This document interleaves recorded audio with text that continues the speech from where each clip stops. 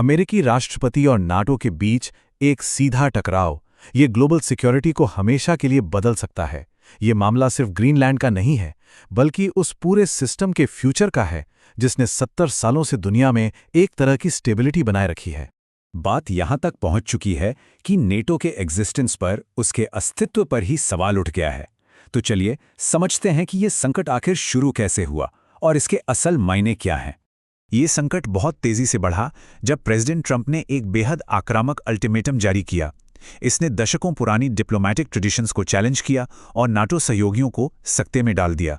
देखिए, कुछ ही हफ्तों में ये डिप्लोमैटिक क्राइसिस एक full blown economic trade war में तब्दील हो गया। सब कुछ शुरू हुआ 17 जनवरी को जब ट्रंप ने 8 नेटो एलाइज पर ग्रीनलैंड टैरिफ का ऐलान किया। यूरोपीय देशों ने फौरन जवाब दिया और 1 जून तक अमेरिका ने टैरिफ को 25% तक बढ़ाने की धमकी दे डाली अगर कोई डील नहीं हुई। तो पहला झटका था 10% टैरिफ का, जो 8 बड़े यूरोपीय सहयोगियों पर लगाया गया था। यह सिर्फ एक इकोनॉमिक मेजर नहीं था, यह पॉलिटिकल प्रेशर बनाने का एक बहुत साफ संकेत था। और धमकी बिल्कुल साफ थी। अगर ग्रीनलैंड की कंप्लीट एंड टोटल परचेज पर कोई सौदा नहीं होता है तो जून तक टैरिफ बढ़कर 25% हो जाएगा। ये एक ऐसा कदम है जो ट्रांस अटलांटिक ट्रेड रिलेशंस को बहुत गंभीर नुकसान पहुंचा सकता है। इस संकट के केंद्र में 2 बिल्कुल अलग अलग दृष्टिकोण हैं। एक तरफ अमेरिका की मांग है और दूसरी तरफ यूरोप का जवाब। दोनों पक्ष अपनी अपनी पोजीशंस पर डटे हुए हैं, जिससे टकराव का मंच तैयार हो गया है। ये सिर्फ एक डिमांड और उसके इनकार का मामला नहीं है, ये 2 अलग अलग वर्ल्ड व्यूज का टकराव है। अमेरिका के लिए ये नेशनल सिक्योरिटी का सवाल है, गोल्डन डोम जैसी क्रिटिकल डिफेंस सिस्टम्स का सवाल है। वहीं यूरोप के लिए ये टेरिटोरियल इंटेग्रिटी और सॉवरेनिटी का नॉन नेगोशिएबल सिद्धांत है, जिस पर कोई समझौता नहीं हो सकता। तो सवाल ये उठता है कि आखिर ग्रीनलैंड में ऐसा क्या है जो इस तरह के टकराव को जन्म दे रहा है। ये सिर्फ बर्फ का एक विशाल टुकड़ा नहीं है, ये एक स्ट्रेटेजिक खजाना है। देखिए, ग्रीनलैंड 21st सेंचुरी की जियोपॉलिटिक्स का एक बहुत अहम केंद्र है।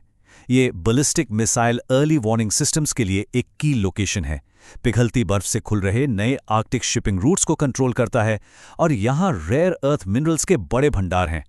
जो कोई भी ग्रीनलैंड को कंट्रोल करता है उसे आर्कटिक में रूस और चीन के बढ़ते प्रभाव का मुकाबला करने के लिए एक बड़ा एडवांटेज मिलता है। इसकी जियोग्राफिक लोकेशन ही इसे मिलिट्री और स्ट्रेटेजिक पॉइंट ऑफ व्यू से बेशकीमती बनाती है। नॉर्थ अमेरिका और यूरोप के ठीक बीच में होने की वजह से ये अमेरिका के लिए एक नेचुरल डिफेंस बैरियर का काम करता है। इंटरकॉन्टिनेंटल मिसाइल्स के लिए ये सबसे छोटा रास्ता भी है। तो इस संकट से आगे क्या हो सकता है? मोटे तौर पर 4 रास्ते नजर आते हैं और हर रास्ते का अंजाम बिल्कुल अलग होगा। यहाँ दांव पर क्या लगा है ये बिल्कुल साफ है। बेस्ट केस सिनेरियो एक डिप्लोमैटिक सॉल्यूशन है जिससे नेटो एकजुट रहता है, और वर्स्ट केस एक मिलिट्री एक्शन जो आर्टिकल 5 को ट्रिगर कर दे और इस अलायंस को ही तोड़ दे, जिससे पूरी दुनिया में इंस्टेबिलिटी पैदा हो सकती है।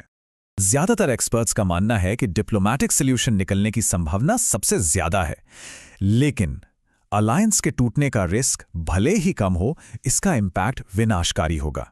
ये एक लो प्रोबेबिलिटी हाई इंपैक्ट इवेंट है जिसके लिए शायद दुनिया तैयार ना हो।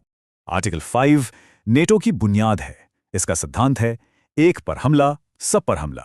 ये वो कलेक्टिव डिफेंस की शपथ है जिसने 70 सालों से यूरोप में शांति बनाए रखी है।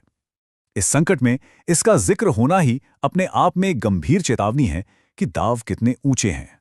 तो आखिर में सवाल सिर्फ ग्रीनलैंड का भविष्य का नहीं है, सवाल उस ग्लोबल सिक्योरिटी स्ट्रक्चर का है जिस पर पिछले 70 सालों से दुनिया टिकी हुई है। इस टकराव का जो भी नतीजा होगा वो आने वाले कई दशकों तक ग्लोबल पॉलिटिक्स की दिशा तय करेगा। क्या हम सेकेंड वर्ल्ड वॉर के बाद बने सिस्टम के अंत की तरफ बढ़ रहे हैं? इसका जवाब सिर्फ वक्त ही देगा।